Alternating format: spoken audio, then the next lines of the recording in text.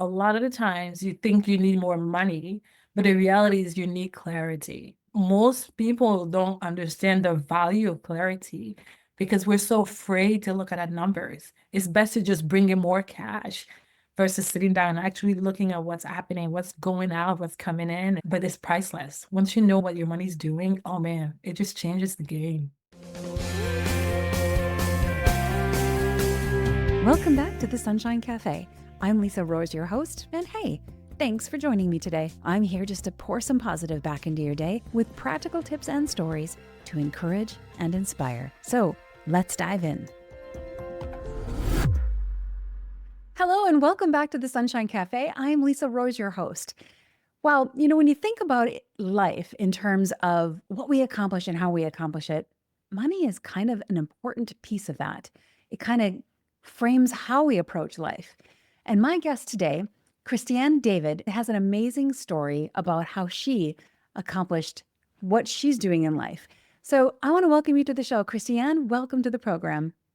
Thank you. And thank you for having me. I'm so excited about the conversation we're going to have.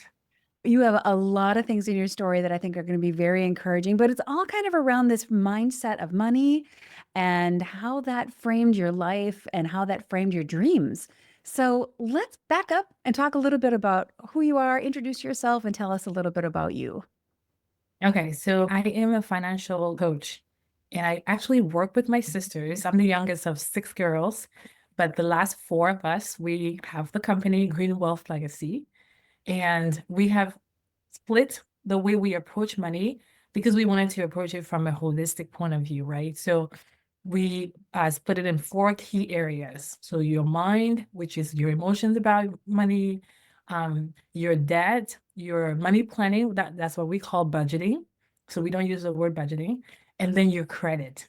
So when you look at your money from those four key areas, you can really approach your money holistically and then like cover everything that is money management. So I am the money mindset coach out of the four of us.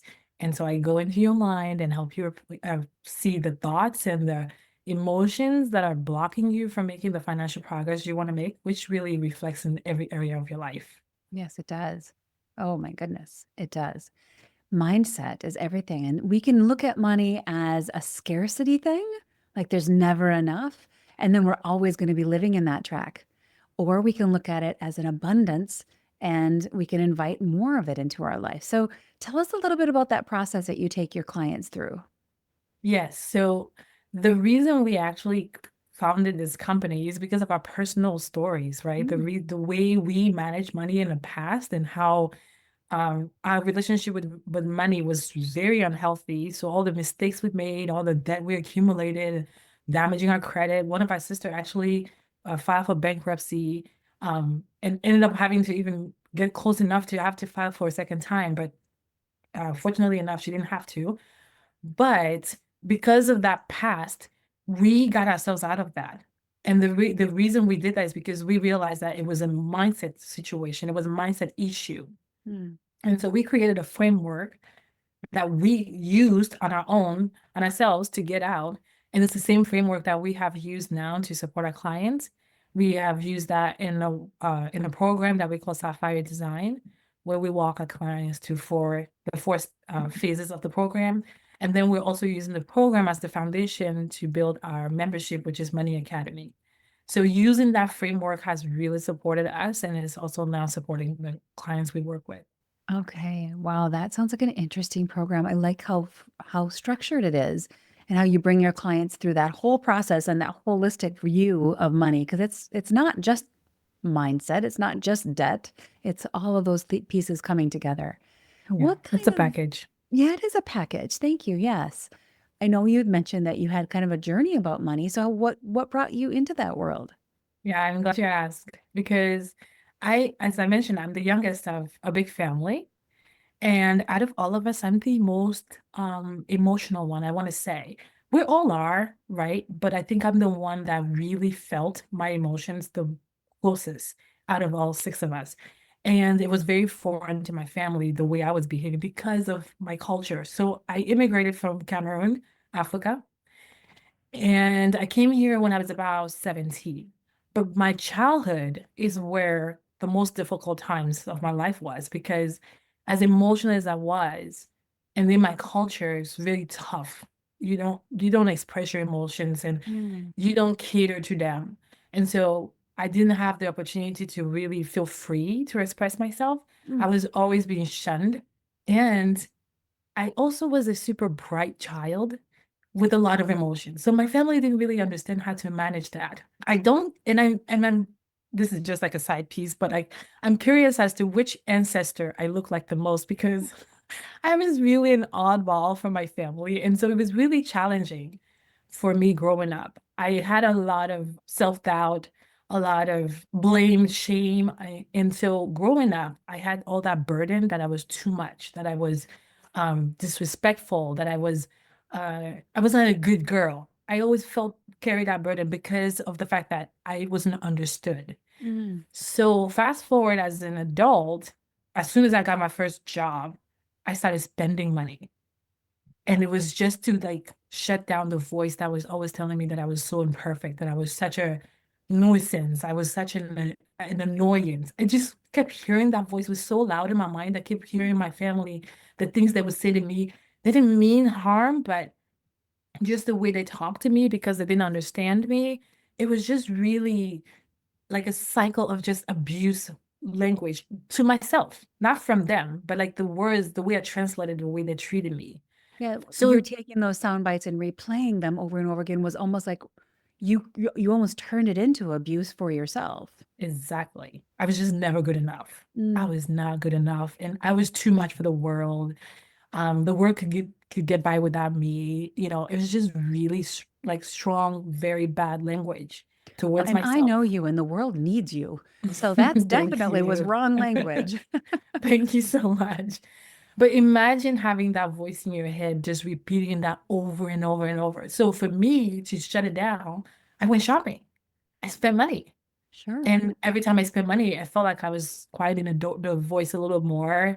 And so the more I spent, the more I felt like, oh, yes, this is working, right? Mm, So my whole adulthood is like spend, spend, spend, and don't worry about tomorrow, because you don't matter anyway. So what's the point? mm. It's just really awful. But funny enough, as I'm going through this, my family doesn't know this is what's going through my mind. Because again, like I'm such a bright child, I have such a strong personality. I display this confident person from the outside. So they had no idea. And so we're close. And as I mentioned, as we immigrated here, we stayed together. We're super tight sisters. But then for whatever reason, each of us has our own money story, why we did the things we did financially, right? But at the same time, we came together and realized, okay, something is wrong here. We need to do something about finances, because if something happens to you or me, none of us can back each other up. I don't have any savings to support you if you need me, and you don't have any savings. And our parents eventually will need support if they need to. They obviously will take care of themselves, but what if they can't? Like there's no backup. We're a big family and no one can support one another. Those are important questions to consider before it's too late. Exactly. And so, and they were starting to have their own families. And so we decided, okay, something is wrong. Because I remember thinking, which is funny, I didn't really see my spending as an issue. So I remember thinking, I'm getting a paycheck and I make decent money. But where is it going? I was just so baffled. Like, I don't understand why my bank account is always overdrafting. It's just so many questions I had. And so after we did some research, and together we were like, we need to do something about it. We started thinking, okay, the first thing we need to do is make more income. That's always the thought you have. Like, okay, I need more money. I'm not making enough money. That's why I'm struggling. Okay, so we decided we're going to make more money. So we started a business, working for a company that uses a software to help families pay off their mortgage in a very short amount of time. Hmm. Really nice, right? So as we're working with these families, the current thing we kept having was, because we have to look at your budget, look at your income, and then we create the budget. And the software is really the budget, but it's like a really fancy software Mhm. that helps you pay off the mortgage in a short amount of time. And so you cannot sign up for that system if you don't have the funds like you would have, right? So we're working with them, and every time we hear them saying, "Oh, I'm so broke. I don't have money. I don't have money." And it was like, wait, what is going on here? You obviously do, because we can see you do. But why do you feel like you don't have money? And that's when we realize the issue is emotional, it's mental, it's a mindset. If you keep telling yourself you're broke, you will always feel broke. But you're Mm. not actually looking at being broke because you're looking at your numbers. And that's when Green Wealth Legacy was born. Because we were like, wait, we got ourselves out. How did we do it? How did we get to a place where we understand money in a way that we don't feel like we're living in scarcity? And that's when that framework came along, because we looked back at the steps we took. And I was like, wait, we started with like getting some awareness. And then from the awareness, you now need to clarify what's going on, like have clarity about your numbers and the reality of what's going on. And then from there, you take some steps, but you have to stay consistent. And once you stay consistent, you get to transformation, which is really celebrating the beautiful changes that you've made. And that's when the ACCT framework came along. So we broke that down. We were like, okay, we're not going to just work with families. We're going to work with women because we're women. We've suffered and we got out. Can imagine how many other women out there are struggling. And the more women can manage their money well, the better society is. And that's how we decided, okay, we're going to do this. We're going to do this. We're going to become coaches. We're going to support these women. And we're going to work on our own mindset. And then we're going to help them with their mindset. And it's just going to be amazing. That is amazing. And there's such a freedom that comes after you've got clarity on your finances and you feel like you are in a space of peace where you know where money is, you know where it's coming from, you know where it's going. There's a lot of Yes. freedom that comes in after that is said. Yes. And like I said, a lot of the times you think you need more money, but the reality is you need clarity. Mm. And most people don't understand the value of clarity because we're so afraid to look at our numbers. It's best to just bring in more cash versus sitting down and actually looking at what's happening, what's going out, what's coming in. And but it's priceless. Once you know what you're doing, what your money's doing, oh man, it just changes the game. Yeah, absolutely it does. It sure does. And I like the realization that you had, Christiane, about you were using money and spending as a way to silence the voices in your head. Because the reality is we all have those, whether they're from childhood or from a relationship or from our parents or who knows where they're coming from. Sometimes we create them. I am really good at creating them in my own mind. But anyway, we silence those voices, and maybe it's spending, but maybe it's food, maybe it's alcohol, maybe it's drugs. We're all looking for some way to silence the voices. But the reality or the realization that you had that that's what you were doing is spending money to try to silence those voices was it must have been a big game changer for you. It really was, because as much as those voices were loud, there was also a tiny little voice in the back of them that was like, you are capable of so much more. Mm, You're not the bad child you think you are, even though the voices were so loud. They were so loud. I really believe them, right?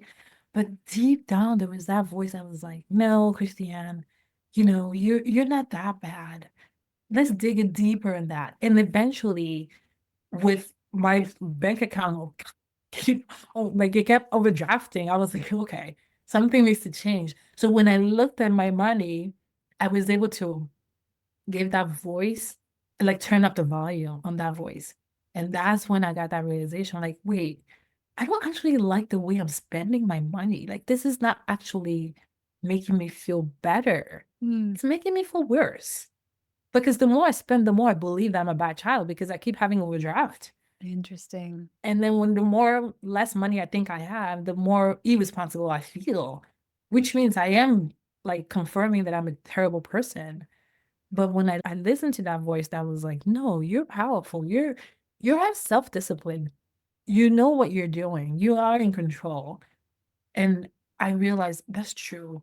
And when I listened to that, I felt so much more fulfillment in my life. Like I felt so good. Like, okay, I love this me. I Mm. love that voice. I love what she's saying about me. I like that. Let's build that side. That's You were choosing the voice you were going to listen to. We have lots of different voices in our head. Some are loud, some are softer, but you were taking, okay, of all the voices, whether they're loud or soft, which one do I want to listen to? And which one do I want to define me moving forward? And that's the voice you took. I love that. Yeah, it was really a game changer for me, but it didn't come easy, trust me. It was some rough times. Yeah. Well, it's anytime we try to change habits or try to change our behaviors, it is a journey. It's hard. And we end up, 2 steps forward, 3 steps back, and then 4 steps forward and 2 steps back. It's not a linear process. You start making better decisions and you make a couple bad decisions, but then you start making better decisions and it's just not a linear process. It just kind of ups Yeah. and goes up and down. And and that's why I know this is a very common theme that people say to get out of your comfort zone, to make changes and to be successful. But for me, I really saw that as the familiar zone because comfort, it was that voice that was telling me, no, you're not that bad. You can do this. You can be better at this. That was the comfort zone. Because then that felt really good to me. And then, but to really listen to that voice, it was hard work. I had to really own my reality and then do the changes, right? The spending it became impulsive. So to just stop spending overnight was not easy. I had to put myself through a really like an extensive process to wean myself off of those behaviors. So that was very uncomfortable to create that change. But I loved it. I loved the process of changing. So that's what I call the comfort zone because it's like I'm making my way to a better version of me. It's not easy, but it's fun because I can see that it will really make me feel good. But the familiar me, the impulsive spender, that was not comfortable. Right. That kept breeding a lack of comfort. Exactly. Uh, Yeah, when we first talked, one of the things you said that really struck me was you immigrated here, and then all of a sudden you had this revelation that, oh, the American dream isn't easy. You had to that's work true. for it. Tell me about That's that. true. Yes. So, when you're in another country of besides America, you hear about America, there's gold on the streets, there's money everywhere. Of course, so when we're deciding we're gonna come here, I was like, oh yeah. And I can tell you this funny story. I had a cousin who made a list of all the gifts they wanted me to send them as soon as I came here. Just pick Because them the up off idea the is street, right? exactly. So why wait? Wow. And so yeah, so we come here, we're like, okay, where's the money? Come on, bring it on. And no, there's no money. And it's the same concept. In school in Africa, we didn't talk about money. At home, we didn't talk about money. So, you think, oh yeah, because in Africa, we don't talk about a lot of things. A lot of subjects are taboo. Okay. So we come here and we go to school, and we still don't talk about money. No one talks about money. And when you talk about money, it's really like, whoa, shh, don't say anything. Exactly. That's a really Yeah. good point. We don't So we teach were our like, kids how to deal with no. money. So we were like, oh, wait, this is a human thing. It's not an African thing. And that's another reason I feel very passionate about this because if we want something to be better, we have to face it. We have to talk about it. The things you don't talk about with your children are the things they go and do, but they do the wrong way. Right. And how much better to have the conversation. So when they have to have that experience, they're having it shaped by the conversation you've already had. Exactly. And you controlled that, right? You were able to really get ahead of it and show them what the best way you want them to be because you're responsible for them up until a point. So however you want them to be as adults, it's completely up to you when they're little. And so when we avoid certain topics for whatever reason, it's really not doing us any good. Exactly. It's not doing anybody any good. The things that we find comfortable are like the worst things for us. Comfort, food, not having the difficult conversations, all those things just lead to really not good things. No, So we are much better if we're talking about the food, if we're talking about the money, we're talking about the relationships and the drugs and the addictions. Let's just talk all about of it all. it. I would change the podcast name. Talk about it all. That's great. That's so funny because I have those ideas too. Sometimes I'm like, I'm just gonna change this name to like whatever it's more obvious because it's true. We have to be very upfront and honest about these things. And it's not always easy, but and that's another reason why in our membership we talk about creating a vision. You need to have a clear vision as to where you want your future to take you. I was listening to a podcast the other day, and the host was saying how, as children, we're always thinking about the future, thinking about the future. But then when we become adults, we're focusing on the past. We're looking at all the mistakes we made, and we no longer think about the future. And it's like that's what stunts our growth. You have to think about the future. So when you're raising your children, and I can speak because I'm a fun auntie, and I actually call my sisters surrogate mothers because their kids are actually my kids. Got it? Yeah. And so, of course, I feel like I have authority of talking about parenting. Just kidding. Well, But I you think got a that good perspective though, because you actually are a little bit more even objective than some parents might be. that's true. Yeah. And so I was thinking that, as parents, we are thinking about our children and who we want them to be in the future. It is such an important thing to us. Like we so badly want them to be amazing adults that know how to handle the world around them and to be the best version of themselves because we're thinking about their future. But let's think about our future as well, right? Where will we be when they are in the future? And what's the relationship we're gonna have with them? And that's what determines how we handle today. So talking about money is really important because that's gonna help them in their future. I love that. That is so important, Christiane. I just kind of want to marinate on that for a moment. It's really good. We do have a tendency to always we get to adulthood and you start looking backwards and you start looking at all the things your parents said to you and all the things you didn't do, wouldn't, woulda, coulda, shoulda done, in the past. But until you breathe your last breath, you have future to dream for. So, Exactly. yeah, that's And it's amazing. so fun, right? Because we know that that little girl, a little person inside of us is still there. She still wants to dream. She never changed. She never really stopped dreaming, but we're like quieting her down because we're focusing so much on the past. And it's like, well, we can think about the past, it's important, but we can also do both. We can, as adults, we can do both. Exactly. So as we assess those voices in our head that we were talking about earlier, we have to remember the little girl voice or the little boy voice and remember to dream. Remember to dream and let that little person dream inside of us as we think about where we want to be in the next 5, 10 years. Yes. I love And that. I still hear those voices, but now I'm like, I know exactly that what they're saying isn't true, or if it's something that needs to be addressed, because sometimes those voices are helpful. They were telling me something. I just wasn't um mature enough to understand what they were saying.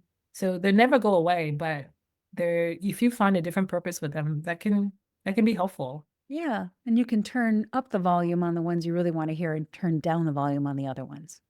Exactly. Nice.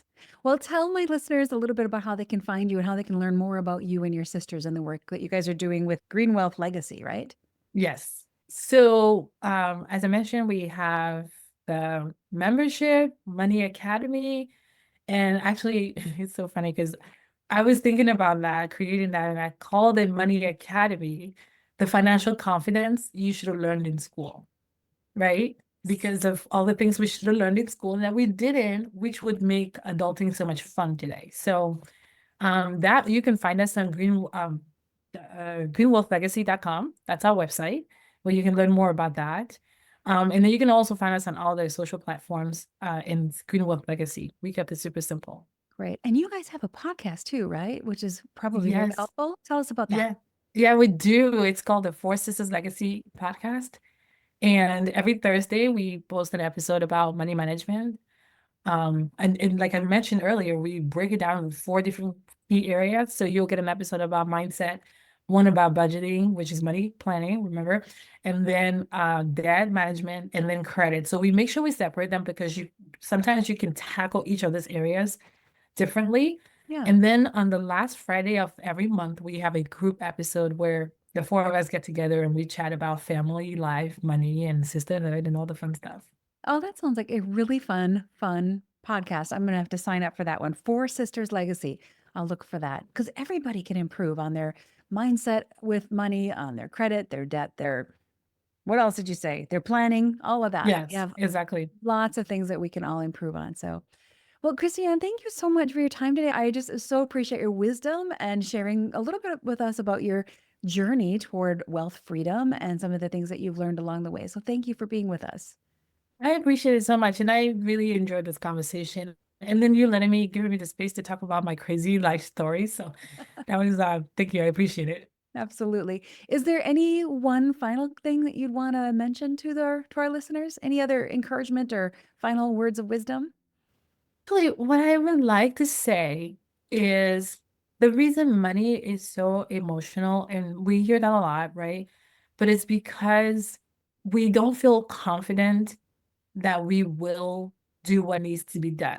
We Mhm. feel almost powerless because of the economy, the environment we're in, and what we hear. But I would like to offer that if you want a better relationship with your finances, is because you actually already have the confidence that you need to take the lead. You just haven't unveiled that quite yet, but you have it. And if you believe that, then that will be the fuel that moves you to do whatever you need to do. Because we all know what we should do, but the fuel, the energy we need to put behind the actions is missing because of our emotions.